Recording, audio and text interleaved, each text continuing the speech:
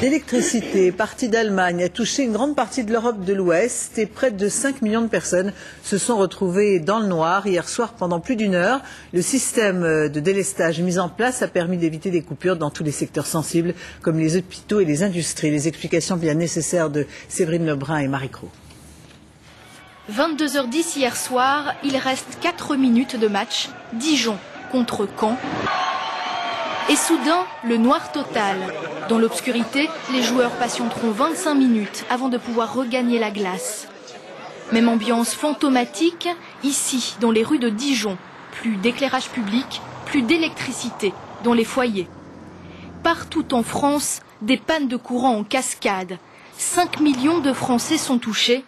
C'est 10% de la population. C'est sur le réseau électrique allemand qu'il faut trouver l'origine de ces pannes. Vraisemblablement, c'est cette partie-là du réseau, du côté de Hambourg. Et il faut savoir que le réseau électrique européen est interconnecté entre le nord de la Pologne jusqu'à la Tunisie. En fait, tout le réseau européen est solidaire. Une ligne de 400 000 volts a lâché en Allemagne pour des raisons inconnues. Pour éviter un blackout total, le système de sécurité a organisé des micro-coupures partout en Europe.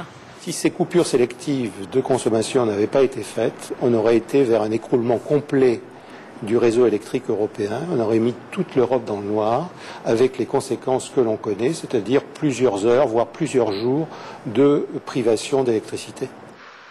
C'est la plus grosse panne d'électricité recensée en France depuis décembre 98. 8h27 ce matin, une panne d'électricité paralyse presque toute la France.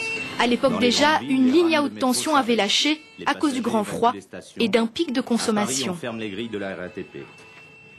Et puis en Indre-et-Loire, c'est un séisme de 4 sur l'échelle de Richter